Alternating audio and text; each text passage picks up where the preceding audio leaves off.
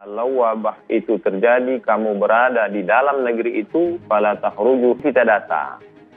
Kita data berapa orang jamaah yang mampu. Nah, ketika terjadinya wabah adalah menjauh diri dari wabah.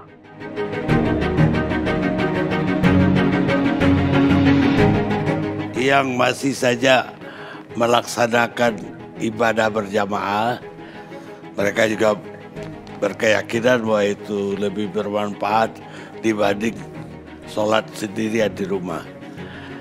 Mungkin perlu penjelasan lebih jauh dari Pak Ustadz Abdul Samad. Bismillahirrahmanirrahim. Assalamualaikum warahmatullahi wabarakatuh. Alhamdulillah, wassalatu wassalamu ala rasulillah wa ala alihi wa sahbihi wa man tabi'ahu wa mawalah. Pak Karni beserta seluruh alim ulama, masyarakat, tak dapat saya sebut satu persatu. Saya menjelaskan secara fikihnya dulu.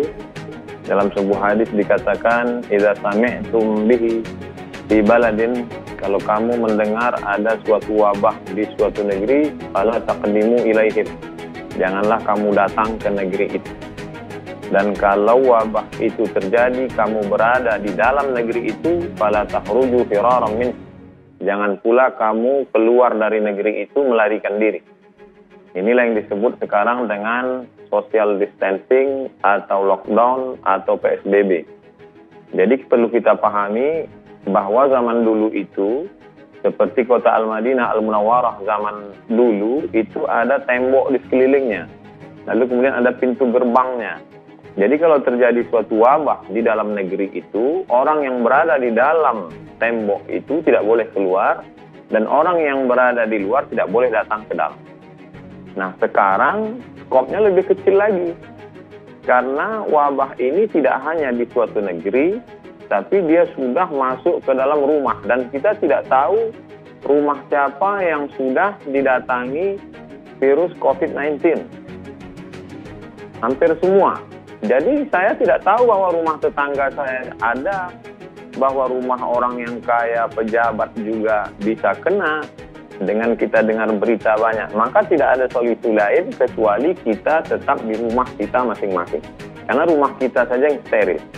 Jadi kalau dulu suatu negeri, sekarang skopnya lebih kecil, hanya di rumah saja.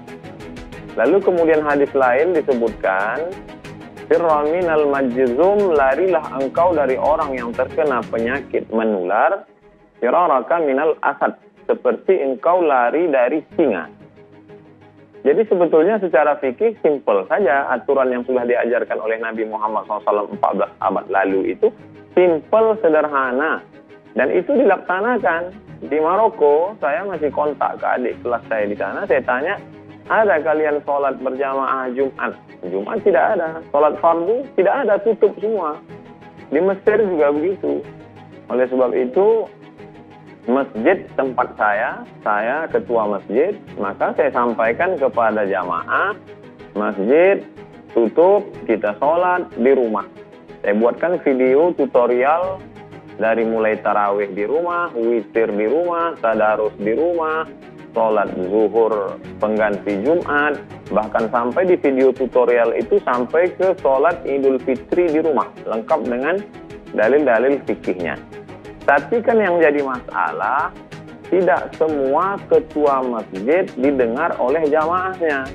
Di beberapa tempat justru ketua masjid itu dikudeta oleh jamaahnya. Jadi dia dipecat jadi ketua masjid.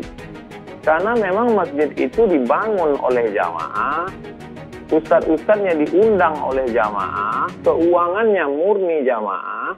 Maka ketika ada larangan, mereka bisa berkata, ini masjid kami yang bangun semuanya. Maka jadi sebenarnya masalahnya tidak sesimpel sederhana fikih. Tapi di sana ada masalah sosial, di sana ada masalah ekonomi. Jadi ketua masjid hanya bisa melakukan apa yang dia mampu saja. Bahwa di masjid itu saya membagi jamaah masjid itu 3 level. Yang pertama, yang hebat-hebat seperti harimau. Dia makan orang satu, itu setahun dia tidak perlu cari makan lagi. Kenyang setahun. Ini jamaah yang paling hebat. Yang nomor 2, ular sawah. Dia kalau makan kambing 1 kali, sebulan dia tidak perlu cari makan. Ini pun juga selamat. Tapi ada jamaah kita yang ayam kampung. Dia ceker pagi, makan siang, cari siang, makan sore. Maka ini yang kita data. Kita data berapa orang jamaah yang mampu-mampu tadi, kita buka rekening, kita terima bantuan, kita salurkan ke jamaah kita. Tidak kita ajak ke masjid, tapi mereka punya keterikatan emosional dengan masjid. Dulu ketika masa sulit, kamu dibantu oleh masjid. Ketika di PHK tidak ada kerja, sulit makan, maka masjid menolong. Maka bantuan ini kami bagi menjadi 3. Tanggal 10 April persiapan Ramadan, 10 Mei persiapan Idul Fitri, 10 Juni andai ini berlanjut. Jadi tidak hanya sebatas fikih, tapi di sana ada masalah sosial. Nah, di sanalah ada wibawa negara, wibawa kekuasaan. Oleh sebab itu, insya Allah jamaah akan mendengar kalau mereka perutnya kenyang, kalau mereka ada bantuan dan lain sebagainya. Jadi kalau berputar masalah fikih ini kita tak akan selesai, karena dia akan pakai pendapat ini, banyak sekali. Tapi yang saya terapkan di masjid di tempat saya, kita tutup sampai nanti insya Allah ini damai, selesai, barulah kita buka lagi sholat. Tentang masalah sholat tarawih, orang bisa sholat tarawih di rumah. Karena Nabi SAW pun sholat tarawih malam pertama, malam kedua, malam ketiga, Nabi tidak keluar lagi. Khasyitu an tufrada alaikum, aku khawatir nanti diwajibkan kepada kamu. Maka Nabi sholat sendiri. Lalu kemudian bagi yang ingin sholat tarawih di rumahnya, maka dia berjamaah. Begitu juga dengan witir, begitu juga dengan tadarus Al-Quran. Adapun tentang masalah sholat Jumat, man tarakal jumu'ata salasa marratin, siapa yang meninggalkan sholat Jumat 3 kali tahawunan, karena menyepelekan Jumat, karena meremeh-temehkan Jumat. Adapun pada saat takut, pada saat khawatir, maka dalam Islam diajarkan la tulqu bi aidikum ila tahlukah. Jangan kau jerumuskan dirimu ke dalam kebinasaan. Hanya saja memang wabah zaman dulu berbeda dengan wabah zaman sekarang. Wabah pada zaman dulu hanya terjadi di Mesir saja. Syekh Ali Jum'ah pernah menulis bahwa dulu penduduk Mesir pernah 20 juta, lalu ketika diserang oleh wabah hanya tinggal 2,5 juta saja. 17,5 juta semuanya habis. Bahkan ketika mereka ingin menolak bala ini, mereka kumpul bersama, membaca Sahih Bukhari, bertawassul kepada Allah, diharapkan dengan membaca Sahih Bukhari ini, maka wabah ini akan hilang. Justru dengan berkumpul ramai itu, wabah makin menyebar. Maka dikomentari oleh Al-Hafiz Ibnu Hajar Al-Asqalani, perkumpulan mereka membaca Sahih Bukhari untuk mengusir wabah itu tidak sesuai dengan sunnah Rasulullah SAW. Karena sunnah ketika terjadinya wabah adalah menjauh diri dari wabah seperti menjauhkan diri dari singa. Menjauhkan diri dari wabah, menetap di suatu tempat yang tidak ada wabah.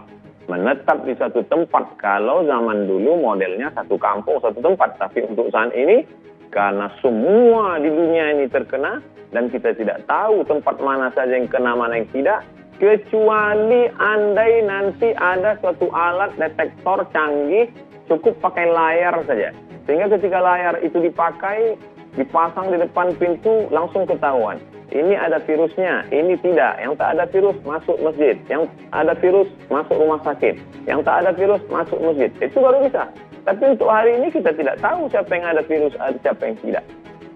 Oleh sebab itu, ini masalahnya tidak sesimpel fikih, tapi kompleks. Ada juga kemarahan masyarakat. Mengapa masjid tidak boleh, tapi kenapa mal dibuka? Mengapa masjid tidak boleh, tapi kenapa mereka dapat berita airport tetap masuk? Jadi kemarahan masyarakat itu lalu dibalaskan mereka, akhirnya mereka ke masjid. Sebenarnya saya melihat masalah ini terkait dengan banyak hal, Pak Karni. Demikian yang dapat saya sampaikan. Wallahu a'lam. Baik Ustadz, mudah-mudahan walaupun tausiah pendek tapi mudah-mudahan bermanfaat untuk masyarakat banyak. Amin ya rabbal alamin. Baik yang sekarang masih melaksanakan sholat berjamaah, baik Jumat, tarawih, ataupun nanti sholat id, maupun yang sudah tidak melaksanakan, Mudah-mudahan dapat manfaat dari tausiah. Terima kasih. Jazakumullah. Makasih. Pak Ustadz sudah bergabung bersama kami.